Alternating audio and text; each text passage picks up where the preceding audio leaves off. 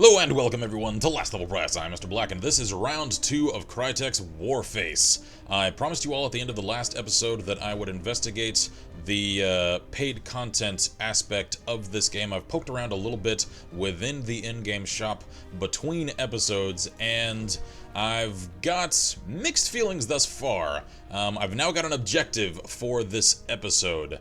But before I get to that, I will demonstrate a little bit of how this works. You can preview items for either the Warface faction, I think, because they've got that plastered upon their very uniforms, or the Blackwood faction, since I assume that in the PvP aspect of the game you can play either or. I don't actually seem to have medic or engineer classes unlocked at the moment, so I can only preview assault and sniper class items.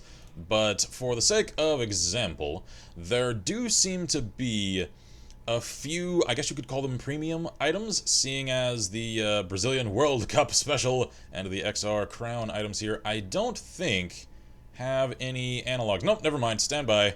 I was mistaken. There is, in fact, the TAR. They call it the Carcom here. But let's check stats. I have not done that, so let's compare those right now. Is the fancy version that's all prettied up with what I assume are the Brazilian soccer colors, or football colors, I'm sorry. Any different from the standard? So we've got 70, 12, 620, 70, 12, 620, 29, 20, 30, 29, 20, 30. Alright, good. So, the fancy, prettied up versions are just that. They are simply reskinned versions of otherwise in-game acquirable items through the in-game currency. Now, there are the dollars which you earn by playing the game. You get these at the end of matches, and that's my objective for this episode, to get a feel for the accrual rate of the in-game dollar currency, because you can buy pretty much any other item in the game, it seems, by way of either in-game dollars or real-world dollars, which they're referring to as credits. That would be this K cost over here. And if I click the charge button down here to actually get to the credits screen, it brings up a Steam page, so unfortunately it won't show up in a Fraps recording, but when I crunched the equivalencies there, it seems like you can basically buy roughly 100 credits per dollar that you spend, depending upon how much you buy at one time. It's roughly a little bit less or a little bit more than $1 per 100 credits, and that's a bit stout. I've always been a rather vocal critic of games like this that charge upwards of $5, $10, sometimes $15 for a single piece of equipment within a game, when otherwise for other games you could pay that much for entire expansion DLCs. I just feel that to be grossly overpriced. But as I mentioned in the previous episode, Crytek may be feeling a bit of the financial pressure and hoping that through microtransactions that are rather genre standard like this, so these are not exactly, you know, gross over beyond the fence of reasonability prices in terms of comparison to other games, but on principle, everybody that has done this, I think, is asking a little bit too much for prices like these, because for this, the R16A2 LMG, which seems to be a light machine gun version of an M16, that's almost $10 worth of real-world currency to buy this one weapon, and that just seems like a bit much. So, the question becomes, can one acquire these weapons with in-game currency and never have to spend a cent, like the marketing material for this game claims, with reasonable game time invested? That's the question. So, bearing that in mind, let's very quickly, check out some of these other items, because I haven't really poked around through much of this, and I like the look of some of these helmet things here. Just to see what our variety is. I do like the fact that this has some unit customization. Reminds me, to a degree, of the old Rainbow Six Vegas 2, which some of you may remember. I actually spotlit my own first 15 on not terribly long ago. I was very, very late in getting to the party for that game. Wow, okay, we've got full-on suit skins, the likes of some of the Mass Effect DLC armors. I kind of like the look of that. There's Superior Medic. Wow, that straight up looks like Mass Effect armor. I forget the name of it, but a specific armor from Mass Effect comes to mind. Maybe some of you will know. Please comment below if you can remind me. That's like an exaggerated Sam Fisher. Alright then, well, that's enough ogling things that are purely cosmetic, but it is cool to see that there are cosmetic options available. Let's get to some of the actual gameplay. I did co-op last time.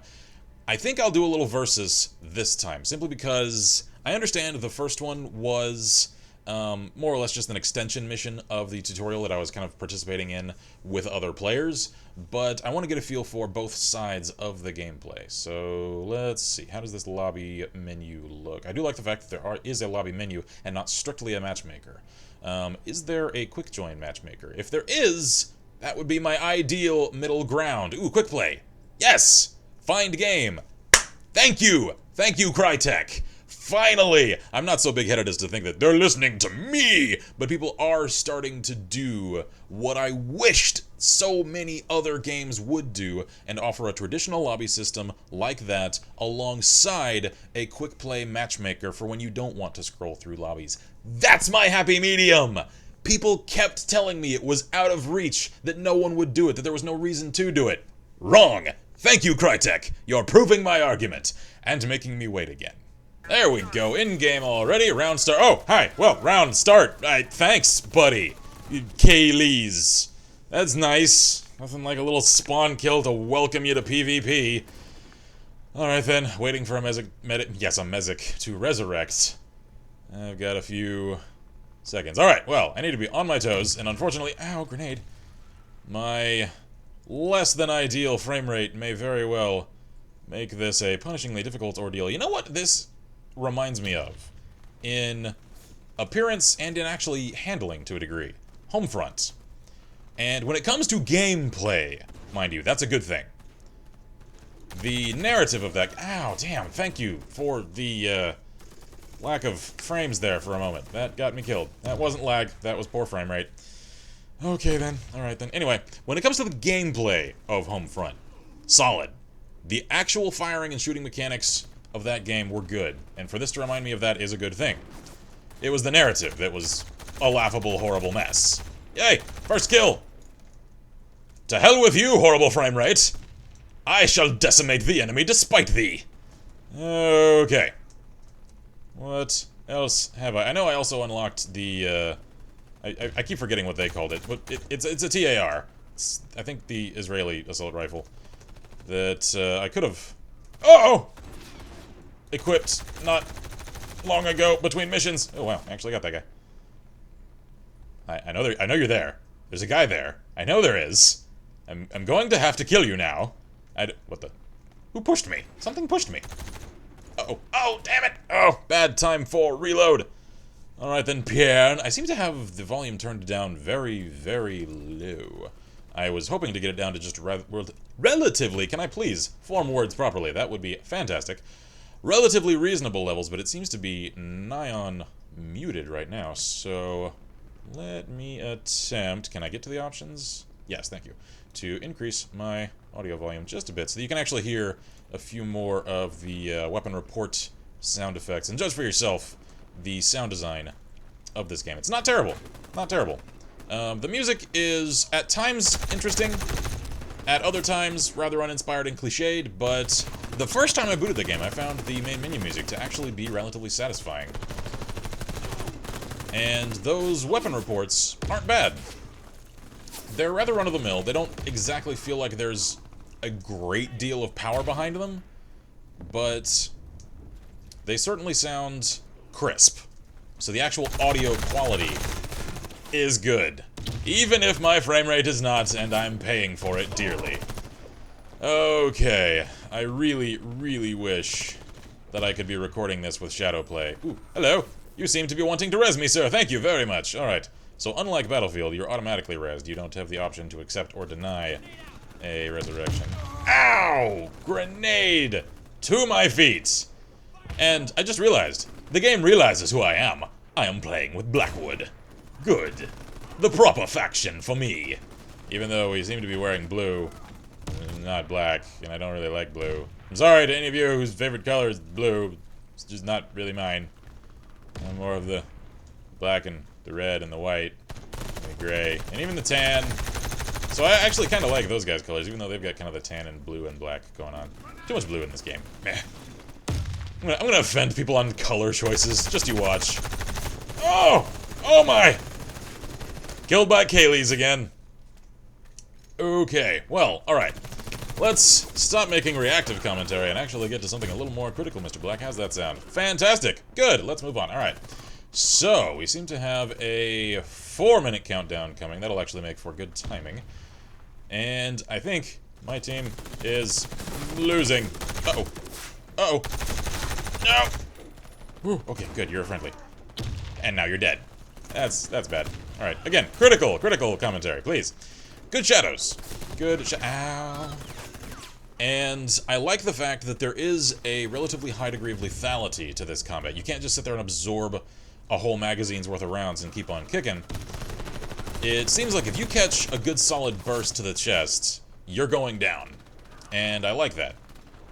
You also, well, never mind. I was going to say you don't seem to automatically heal over time, but I don't think I've survived getting hit enough times. Whoa, flashbang!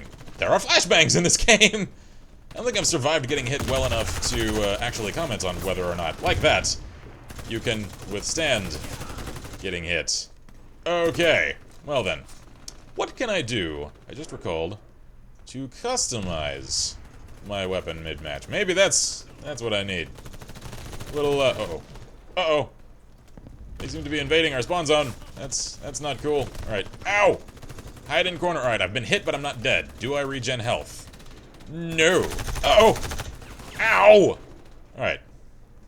So spawn killing is definitely a thing in this game. I'm not fond of that. I don't necessarily like it when enemies are allowed into a friendly spawn zone. That leads to frustrating experiences like that. Either that, or I like it when there are not necessarily designated spawn zones when, ow, players will spawn rather dynamically around the map based upon enemy distribution. You'll always spawn away from where the enemy is so you can get your bearings and not just die on impact like that. So that's a flaw of design, I think. But that may just be an issue with this map and not necessarily with the game as a whole. However, this is all I've got to go on, seeing as I remind you all once again, what you've seen of this game in these videos is all that I have seen of this game, and all I've played of it. So, can I pick up weapons mid-match? Yes, I can. Good.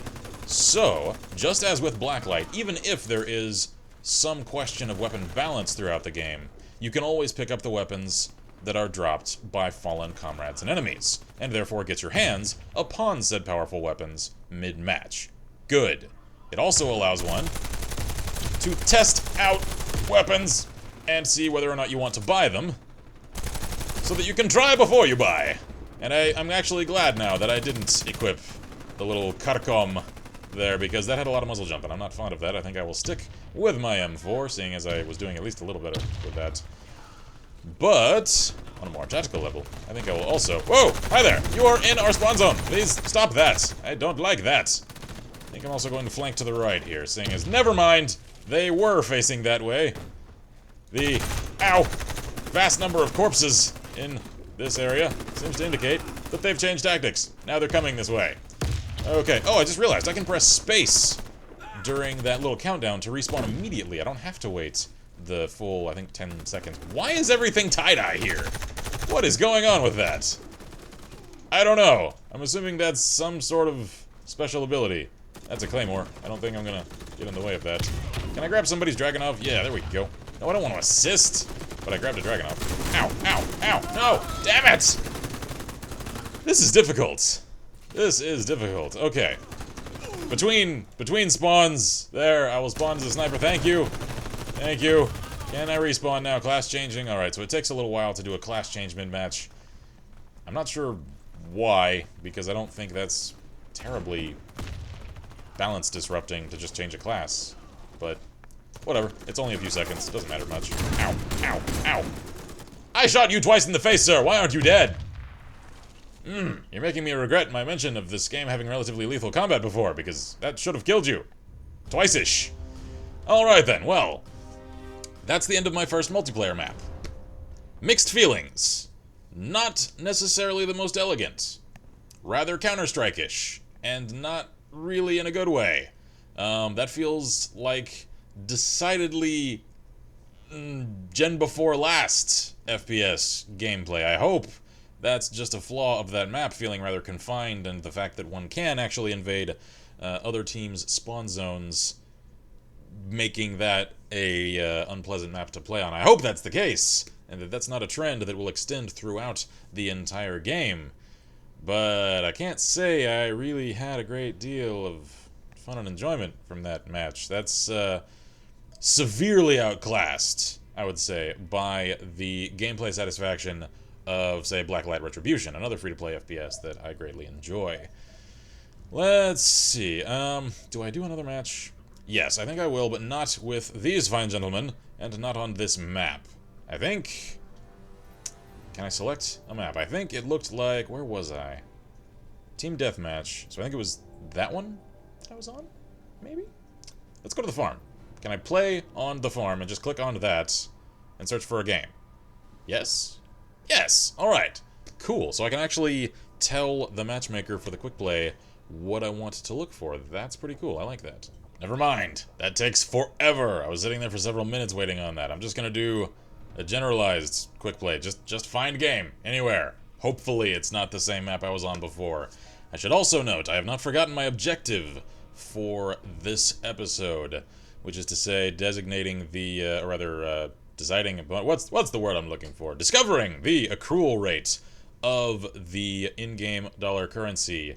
And it doesn't seem to be that nice. I believe I started this episode with roughly $1,100. I've only now got $1,200. So I get that, yes, I did pretty damn badly in that last match, and therefore only received about $100 worth of payout. But that doesn't really give me the greatest degree of hope for if I do at least a little better in the next match, my earning a couple hundred, because several of those items were, you know, several tens of thousands to acquire with in-game currency, which leads one to believe that there's a great deal of a lien upon real money purchases, and that is disruptive to game balance. It's essentially those that can pay can actually afford to get their hands on them.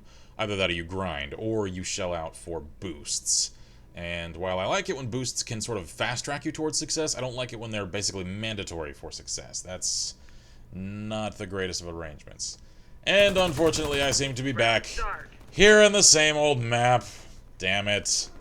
Alright, well, I guess I'll finish this round out, and I may try this again for round 3, and hopefully get a different map, and therefore a different perspective upon the game. That's not lag out right there for a second game. That would be fantastic. Why is my targeting lens blue? That's an odd choice. Oh, hi. Ow, ow, ow. Okay, sniper. Not good class for this map. Too close, too cramped a map for this. Hey, buddy, you're about to get ganked. Yep. Not who I was talking to, but you got ganked anyway. Alright then. Why is this taking so long? Respawn in 5 seconds. Yes, please. Do that. Do that now. Alright then. What can I customize on this weapon? Nothing. I have not yet unlocked... Well, can I? How do I unlock that? No, I can't. Alright then. I've got to find out how to actually unlock things, because I'm pretty sure I can unlock the reflex sight there, which looks like it's going to be a hollow sight. Or a suppressor. I don't know. We'll have to figure that out here later on. But for now, let's just focus on actually doing relatively well, and hopefully, therefore, getting a better look at what one can expect in terms of payouts for a job well done during an average match. That, I think, is now my objective! Why are you dead? Lots of lateral movement, so he actually dodged a fair amount of the rounds sent his way. Oh my god, what happened to that guy? He was just hanging there. That was kind of dark. Ow, ow. Protect me, hip fire! Oh, thank god. Okay, that was intense. Now I'm over half dead. Anybody coming? Anybody coming? Come on, show me a target. Show me a target. Oh man, I really wish I could record this for Shadowplay, because my performance is terrible, both mechanically and gameplay-wise. Oh, there's someone right on the other side of this frickin' van. He is right there. I see you. Ow. Ow! Thank you. Thank you. You just kind of put yourself in the way, and now I just did the same thing for you. What goes around comes around. See? Scratch my back, shoot me in the back, whatever. I'll shoot you in yours. That's the way this works, right? Okay. We're gonna try this. Again. And whoa, that guy just got popped. Okay. Alright. The ragdoll's not bad, because you do get a sense of where someone got hit from. Ow! Ow! Ow! Ow! Based upon the way they fall down. Damn. I'm definitely getting the Counter-Strike vibe from this game, in that it feels rather old school in the way that, ow, it's competitive shooting actually works. Oh, that's not a person standing over there. That would be a woodpile. Great eyes, Mr. Black. Great. Great eyes. Okay. Uh-oh. Uh-oh. Bad time for reload. Ow, ow, ow, ow, ow. Bullets in my face are not comfortable. Ow. No. Get down. Okay. Well, somebody got him. And the other guy. Wow, that guy's a boss. Okay, well. One thing I do want to test out before leaving the match is... There we go. There's my side. Is that a Browning high power? Because I don't think that's a 1911. Look at the end of that muzzle. That's a Browning high power. Interesting choice of sidearm. Would not have anticipated that. Alright then. I'm not against it, but that's just something you don't obviously, or rather often, I should see in games. You really don't. It's usually a 1911 or a Beretta that one starts with by default. Interesting choice. Anyway, it doesn't seem to be living up to its name fairly well. I hit that guy at least twice, and he did not drop, so I will not be putting the Browning through its paces. I'll instead be reverting back to my M4. And whoa! Seeing what I can do. Okay, I've got to learn how those guys are doing the slide tackle maneuver. Let's see, how do we do that? Can I sprint and then hit crouch? No. Is it sprint? Jump? No. Sprint C? No, no, that's customize. I don't know. I don't know how they're doing the little slide tackle thing. I'm gonna figure that out later. If any of you guys know, please tell me in the comments for next time. And hopefully I can then pull some, ow, nifty slide tackle shenanigans. Okay, I think a lot of these guys are not actually iron sighting. They're hip firing and moving laterally because there seems to be an odd sort of like mouse deceleration, I suppose, in this game. When you're iron sighted, it's actually difficult to track left and right. Like, the mouse slows down a little bit. And that makes tracking a moving target when firing a bit difficult. Ow, grenade. There we go. One down. Two down. Ow. Well, three down, including me. Thank you, Mr. Durant. Okay, where am I in terms of ranking? Yeah, I'm first from the bottom. That's just great. Well, maybe I can at least get more kills this time than I did before, and hopefully get a better look at what I can, well, reasonably expect in terms of reward. There's my reward. Lead to the face. Thank you, game. I feel so accomplished. There we go. There we go. Alright. I'm actually gonna flank around. I think we're focusing so much on that left flank that if we come from this direction, I may be able to catch them unaware. Never mind, they're aware. That's a grenade. Grenade indicates awareness. Ow! Owie! Okay, good. That guy's alive. Alright then. Whoa. Grenades also seem to have a very wide blast radius in this game. Whoa! Ow! Ow! Damn. Okay, well at least I got 3 kills that time. That was not bad.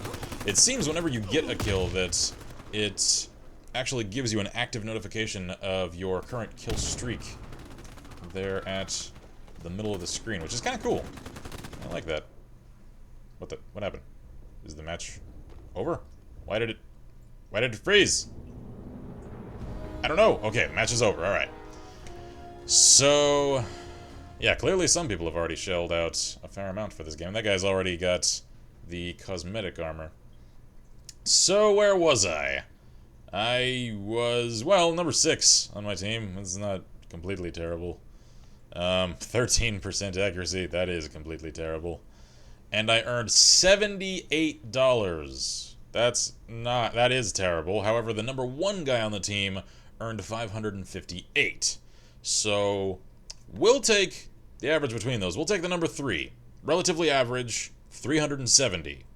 And then take those numbers and move back into the shop to wrap the episode to get a look at exactly what we can expect from the use of in-game earned currency. Fair? Fair. Alright. I thought I told you to leave. There we go. Alright. We're gonna go back.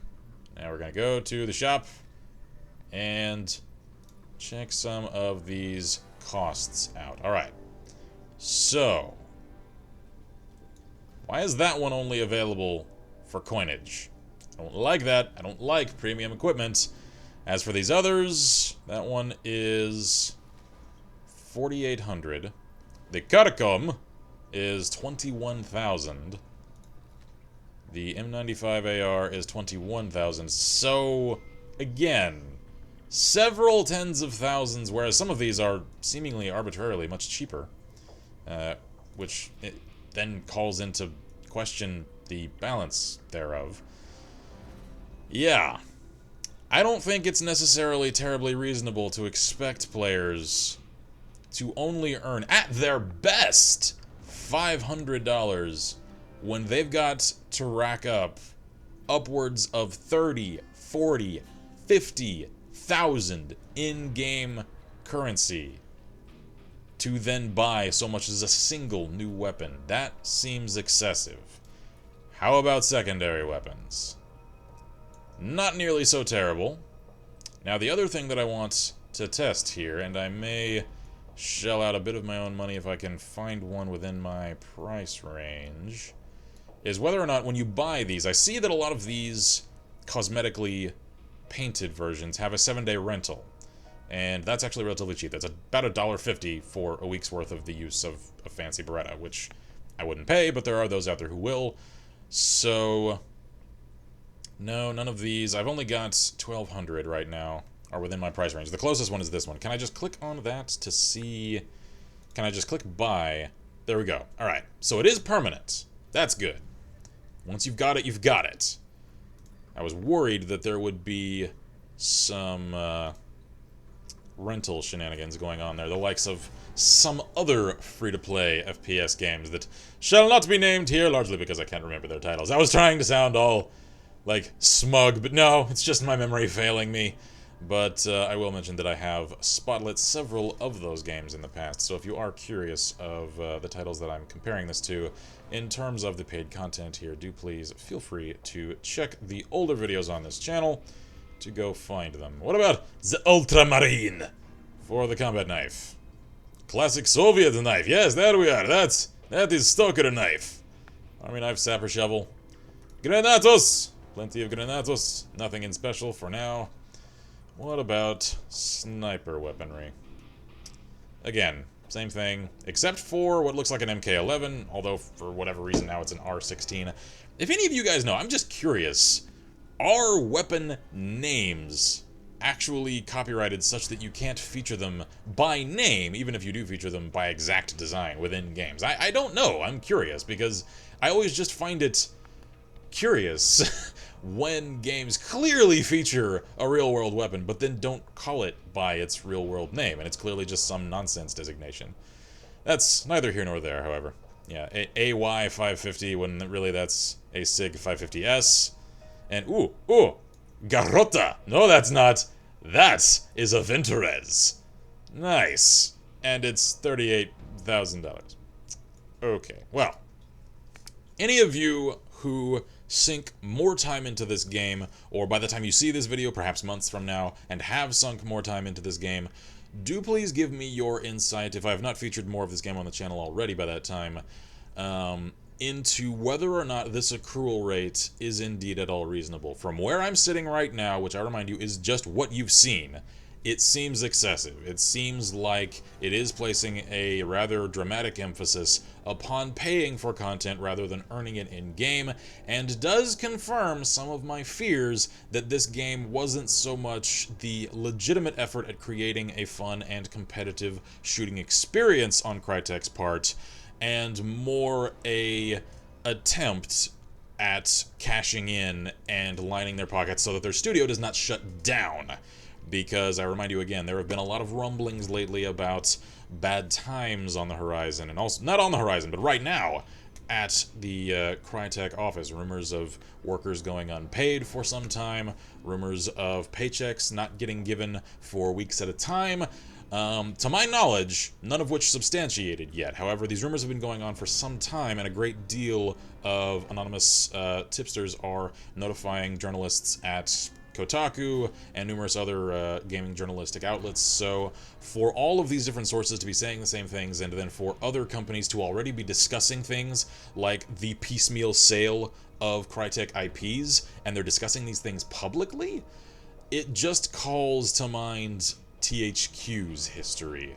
And never mind the fact that there's another company that's going to start publishing things under the THQ name, even though they're not THQ, but they bought the ability to do so. That's just weird, and neither here nor there. But I hope that even if this game is what I fear it to be, a cash-in on Crytek's part, that it is at least palatable to some gamers, and that even if this is confirmed for my fears, it does them enough good to get back onto their feet and start delivering the kinds of really boundary-pushing, actually substantial games that we all know they're capable of because they've done it in the past. That, I think, wraps my thoughts for Round 2 of Warface. I think that's all I'm going to record of this for now. Let me know if there are any other aspects of this game that you would like me to cover in the future, and I will either conduct a Round 3 on a more journalistic level, or if you just want to see more gameplay, I'll just start up a gameplay series, the likes for which I did for Blacklight Retribution, and just kind of give commentary as I go. That is up to you all. So, till then, thank you all for joining me for this episode here at Last Level Press. I'm Mr. Black, and as always, I wish you all good gaming and Godspeed.